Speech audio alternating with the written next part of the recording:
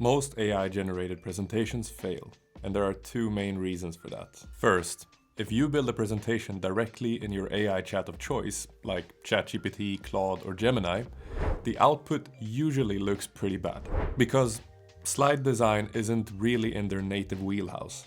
And second, if you use a pure presentation AI, the output typically looks visually great, but the content isn't really accurate, because that's not where the core capability sits. So today, I will show you how to fix both with a simple 3-step workflow that you can reuse, whether you're building a presentation from scratch or turning your company material into a deck. And we'll do that using Gemini and Gamma. The end product will look something like this, which by the way is a report on the state of the AI bubble. If we haven't met before, I'm Ali Salam, and I currently work as a director in a tech company. And on this channel, I'll help you turn tech and finance into your personal advantage.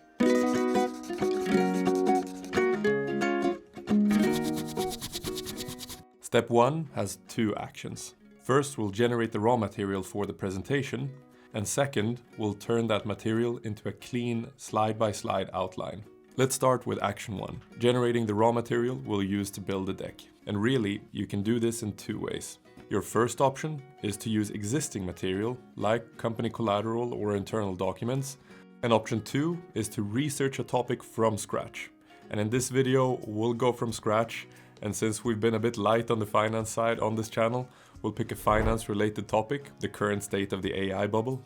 So what we'll do is we'll toggle on deep research and then paste this prompt. In short, the prompt has 4 sections. They're separated using XML sandwiches, which is just a clean way to make sure that the model understands where one section ends and where the next begins. Persona establishes an expert identity to ensure that the AI uses professional finance logic and a sophisticated analytical tone. Task defines the high-level objective, while granting the model autonomy to find the most statistically relevant historical data. Constraint sets the rules of the engagement to ensure that the output is logically sound, fact-checked, and focused on systemic risks. Output roadmap provides a skeletal structure for the final report to ensure that the research is organized, scannable, and prioritizes the most critical findings. Once you run the report, Google asks you to validate the research approach. If you want to adjust how it plans to research, click Edit Plan, and if it already looks good, just approve it and let it run. And by the way, if you want to use this exact method building a presentation from company material, you can do that. Just drop the files into the chat or toggle on the Drive and Workspace integration if that's where your material lives, and then use the same prompt. Just tweak it or augment it to match your topic. And once the report is finished generating, the next action is for us to turn the deep research report into a clean presentation outline. Close the deep research artifact, turn on Canva, and drop this prompt into the chat window. Context Anchor locks the AI's attention into the research it just finished, preventing it from forgetting the data or hallucinating outside information. Persona switches the AI from a researcher to a consultant, prioritizing storytelling brevity and so what insights. Task commands the AI to transform raw data into a narrative flow where every slide leads to the next in a coherent fashion. Constraint enforces the pyramid principle and MECE logic, for those of you that are familiar with those concepts. And for those of you that are not, it's basically a way to simplify the digestion of complex information when you present. And this ensures that the logic is clear and doesn't repeat itself. Other elements in the section are just sanitary rules of how to build up a good slide, such as backing up statements with appropriate data. Output Roadmap guarantees a strict 7-slide arc that moves from the big picture executive summary down to the grit of the data, ending with a clear playbook. Let's fire this away. And because we turned on Canva, we can now iterate and refine the outline as much as we want. At this point, the main thing you want to be checking is the flow. A good rule of thumb is if you read the slide titles, they should all tell a coherent story from start to finish. If your slide titles are vague, the audience will make up a story for you, and somehow you'll end up approving a decision you never proposed. From there, you want to zoom in and sanity check the content of each slide. Does it actually support the title, and does it make sense in the context? And once you're happy with the outline, we move to the next step, which is turning it into an actual presentation.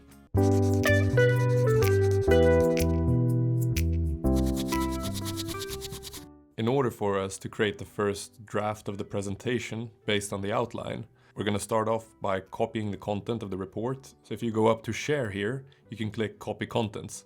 You could of course just select anywhere in the screen and just click Ctrl A and that highlights everything as well. From there, we're going to go into Gamma. This is how the landing page looks. And from here, you just click create new AI. It'll give you 4 ways that you can generate your presentation. And we're going to use paste in text. Let's click that. We're obviously going to create a presentation. And in the drop down here, you want to pick the traditional format, 16:9, as that is the best presentation format. And then we drop in our text. As you can see, Gamma prompting us, it's basically saying, know what you want on each card, add 3 dashes between each section. So let's just go ahead and do that. We can copy the 3 dashes and we can scroll up to slide 1, drop in those 3 dashes between, and then let's do that for every slide. By the way, if you were smarter than me, you would have done this in the Canva. We could simply have prompted Gemini to do that here and say add 3 dashes between every slide, and would have done that, but lessons learned. And then a good sanity check to do here is actually to just make sure that you didn't get any ancillary information from the copy pasting that you did, because sometimes you know how chatbots work. They go like, here is your copy-friendly material, and then it gives you the copy-friendly material, and obviously you would have wanted to skip that first piece of like, here is your copy-friendly material. So in this case, I'm just going to remove the top line here, presentation outline. I want to have Gamma create its own presentation title. Now, the last thing that we just want to do here is select what it's going to do with the presentation itself. So you can get it to generate, you can get it to summarize or preserve the text. Now, this is kind of where you have to make your own selection. Preserve means that it takes the exact same outline as we wrote in Gemini. If this is just a copy-paste exercise, then go for preserve this text. I deliberately did it in a way where it's going to be easier for Gamma to pick up the important data elements of each slide. So it's, for example, calling out simple synthesis, data evidence, insight. So obviously you don't want to have that on a presentation, but it's going to be really good for Gamma when it builds up the deck. So I'm going to go for summarize long text or document. And then we just go to the next step. So when you're in here, you want to start off with picking the amount of text. So I will go for concise. And then output language, mine is by default turned to Swedish. So you just scroll down to English. There we go. Pick that. And then the theme is fairly important. If you click view more, you're going to have custom, which is if you create your own theme. This is the one that I created. But if you haven't created anything, you have all the standard templates, which are really good. And here you can select a category. So let's just go for professional. You can scroll down and pick one we like. Blues looks nice. Let's go for this one. Click select theme. And then you have image sources. So you have a bunch to choose from here. You can have AI generate images for you, and you can select which model you would like to use doing that. Here's an advice from me though. If you're going to do more professional presentations, then you probably don't want AI generated material in there because, you know, it can get picked up. What I like to do is go for accent images. These are basically images that are coherent to the theme that you picked. So we'll see how that looks in a second. And then the last thing we want to do is drop this prompt into additional instructions. So the first point is basically telling it when to use data tables versus charts. The second piece is image style. This is actually more if you go for something that is AI generated. If you pick accent images, you don't need point 2, but this is going to be available for you in case you decide to go with AI generated images. Third is an element of digestibility. So basically we want to have more of a kind of show instead of tell. I prefer, as well as many others, that you don't get a wall of text in your slides. That is what this paragraph is intended to do for you. And then the last thing is structure and polish, which is just the sanitary stuff. For example, if it adds a chart or table, give it a small little header so the audience knows what they're looking at in the chart. And from here, all you need to do is click generate at the bottom. Quick pause, I have a favor to ask. If you're enjoying the video so far, you should consider becoming a part of the small, but very exclusive group of around 5% of viewers that have subscribed. And if you've already subscribed, I just want to say thank you. You're the reason why this channel keeps growing and keeps getting better.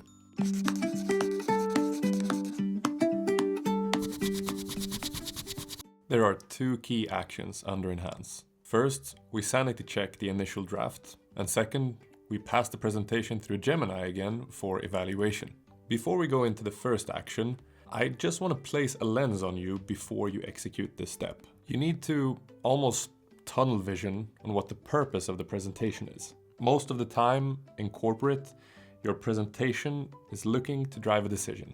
And your goal in this step is to make the process of decision making easier and reduce decision fatigue of your audience. And if your deck and associated narrative is unclear, you won't get that decision. In fact, you will most likely get a meeting that spawns 3 other meetings. I tend to approach the sanity check of the initial draft in 3 steps. First, validate that the flow still makes sense, similar to what we did in the first step. Second is to make sure that the content of each slide still supports the title. And lastly, I try to enhance the aesthetics and readability of the slide. Fairly straightforward, right? Starting with reviewing the titles, this needs to be done if you summarize the input rather than preserve it in step 2. But since we decided to summarize, we'll need to do this. First, we need to revert the first slide back to executive summary. Moving on, let's check how slide 2 and 3 flows. The current flow is valuations are elevated but fundamentally supported. And on the second slide, the revenue gap. Infrastructure outpacing returns. The flow is clearly not there, and furthermore, the titles are a bit vague, so we can definitely improve this. If you are strong at title generation, you can just plug in your own title here, or you can go back to Gemini and pick up the original title that we worked on in the earlier step, which I will do. Let's check the updated flow now. AI evaluations are elevated but remain significantly lower than the 99.com peak. The primary risk is a revenue gap where infrastructure spending outpaces software utility. Now, this flows much better and is much more insight driven. Now, the last thing I'll do is remove all the subheaders. I'm personally not a big fan of them, so I'll just take them out, which is easiest done by just asking the agent to remove them. Let's move on to the second action, which is checking the content to make sure that it still supports the title. And I will focus on the first 2 slides here, as the video will be too long otherwise. The executive summary doesn't look very good. It should outline the key takeaways for the deck, and I don't think that it's doing that right now. Let's ask it to summarize the key takeaways from the remaining slides using the agent. Although this looks a lot better, it's clearly way too long, stretching outside of the boundaries of the slide. I also personally prefer that my executive summaries contain paragraphs of body text rather than bullet points like this. So let's run another iteration where we request the AI to generate 1 paragraph with the 3 to 5 most important points, as the remaining deck is only 7 slides. So we don't need to overdo it. But it's highly advisable to split this into more paragraphs if your deck is more comprehensive. So let's fire this away. Now, this looks much closer to what I would expect as an executive summary for a deck like this. Let's move on to the next slide. The chart looks good, but top of mind, there are 3 things that I would fix with this slide. The first thing that I react to is that the ancillary information above and below the chart is not adding much value, right? So let's just remove that. Second is that the chart is missing a header, which we explicitly asked the AI to add, but it clearly didn't. So we'll need to add that in. And lastly, we don't need the audience to analyze the chart. We can just plug in a key takeaway section to the right of the chart with the important insights. Make it easier for the audience to digest. Let's analyze what we think is the key takeaway of the chart. So we have the first value here, which is forward PE ratio.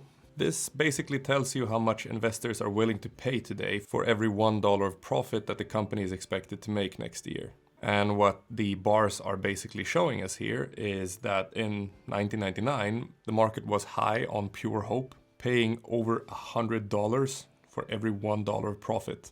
Whereas today, we're paying around 30. And while 30 is still pretty expensive, it shows that today's investors are grounded in 3 times more reality than they were during the dot-com crash. The second metric here is called price to sales, also known as the revenue multiple. What it means is basically that you ignore profit and look strictly at the top line. It shows how many dollars of market value are created for every $1 of actual sales that the company brings in. So the takeaway here is that in 99, the companies were valued at 25 times their sales. essentially pricing in decades of perfect growth before they even turned profitable. Whereas today's AI leaders sit between 8 to 10 times. Now, the truth is that that is still quite high. Traditional Fortune 50 business tends to sit at between 0.5 to 2.5. But those are also mature giants, whereas the AI leaders are obviously on the uprise. So all in all, this suggests that today's valuations are much more efficient. We aren't buying hype in the same extent as we did back in '99. And the last metric is fairly self-explanatory. It's year-over-year earnings growth. For those of you that aren't familiar, it's basically just telling you how much actual profit a company made this year compared to last. But I think this is probably the most telling part of this chart, right? In '99, many of the leaders had negative or flat earnings growth. They were burning through cash, not making it. Whereas today's AI leaders are experiencing a pretty explosive growth, right? Now, in the next step, when we evaluate all of this will be a key figure to look at, because this is a very telling data point, right? The chart clearly supports the title. Let's just summarize those key takeaways we discussed into 3 points and ask the agent to plug them in. And this already looks much better, right? If you have a nitty-gritty eye, you will have reacted to the fact that the font size in the chart and the legend and the body under the key takeaways are different, which I will use as a segue into the third action, which is to enhance aesthetics and readability. And here I actually need to call out one of the biggest drawbacks in Gamma. Today, you can't adjust the font size because Gamma dynamically adjusts them as you toggle around on the slide. So you can set different header sizes and different body text sizes, but you can't pick the exact same size and make sure that it stays coherent over the slide. So the way to solve that is to download the deck once you're happy with it in Gamma and fix the font sizes if that is something that you care about. Maybe you don't. For now though, I will just adjust the sizes to the best of my ability by dragging around the table borders and letting Gamma adjust. Now, that wasn't much of a job, right? Trying to pull around the table. So let's actually take a look at how we can improve the readability and aesthetics of a different slide. And we're gonna take a swipe at this one. So I actually like the content of it. It's basically telling us that we have invested a lot across 3 categories. And then it outlines the realized returns for each of the categories. So this type of comparison is a good data point. But I don't like how this looks. So what we can do is, let's start off by just removing this accent image. And then we can ask the agent to enhance the visualization of this slide. So I basically just dropped in this prompt stating, enhance the visualization of this slide using the existing text. Use the visualizations that emphasizes the difference between spending and revenue for each of the 4 data elements. So let's try that. I think that's good. I do not like that it gave it different colors of the text. I like to work with bolding, so let's just tell it to the same color to all text in the slide. All right, much better. Now we could alternatively do click select layout and then change layout. And here you will be able to see a set of suggested alternatives of how we could present this slide. We could, for example, go with something like this, which already looks significantly better than the first version, right? And if you want to adjust any of the icons, you can just click on the icon itself. And because we're talking GPU, we can just search for hardware, perhaps. Yeah, look at that. That looks like a processing unit, right? Go wild while you're trying this. It's always a little bit fun to exercise creativity when building out the slides. Now to critique the slide a little bit, it has a lot of interesting data points, right? But this revenue gap is difficult to draw an insight from. So if you were to say that this 5-to-1 ratio is high, that needs to be high relative to something else. There are basically just 2 ways that you can analyze data like this. Either you look at adjacent markets and explore what the investment ratio is for those markets. Now you have a relative figure to compare to, or you can compare it to itself historically and see how this 5-to-1 ratio has evolved over time. But this alone will not tell you much more than that we are spending more than we are generating in revenue. So would I have spent more time? That is probably what I would have fixed here. But overall, I think that these 4 data elements do indeed support the title, which is that there is a revenue gap. Could have been improved though, right? Now, once we're happy, we can download the report in the upper right corner by clicking export. And here I need to highlight Gamma's second key drawback. The export is very shaky. So it's always best to cross-check the formatting once you download it because reality is there's usually something to fix. For the evaluation action, all we need to do is come back to our original chat where we built out the raw material. We attach the presentation and then drop this evaluation prompt in. The structure is the same as before, and the key takeaways for this prompt more specifically are the anchoring context. At the top, resyncs the AI with the original 2025 deep research data to reduce the risk of hallucinated feedback. The fix this section transforms abstract criticism into actionable text blocks that you can immediately copy into Gamma for a rapid polish. The slide-by-slide task ensures that no part of the presentation is skipped, keeping the audit focused on the individual argument for each page. And missing insights acts as a recovery phase. It identifies if Gamma has oversimplified any of the research to the point where it loses its professional weight. Now, let's send this off. From here, you can review the input. It will come in a structured format like this, and you can just pick up the fix it section and drop it into Gamma again for the areas where you actually want to fix it, because you don't need to do all of these points. And while you're at this evaluation step, you can also rework the flow. You can add additional slides if you think it's too compressed with the 7 outline that we had here. And lastly, something that is really useful is that you can request the sources per slide if you want this to be more defendable. And then you can plug those in. But the important takeaway is that you can dial in as much time as you want here. The more advanced you want to make your deck, the more time you can spend enhancing and evaluating. But this is how a workflow for how AI generated presentations could look. I hope this video was of value to you. Let me know if it was, and let me know if it wasn't, because this channel is for you. So your feedback really matters. Now, I currently don't have a tutorial on how to use Gamma, and I'm not sure if you guys want it or not. So drop me a comment if you do. And also, let me know if you'd like to see more finance-related content, and I'll set that up for you. Lastly, if you want to become more proficient in Gemini, which we also covered in this video, I will point you to this video over here, which is an end-to-end tutorial on how to become proficient using Gemini. And as always, thank you for trusting me with your time, and have a good one.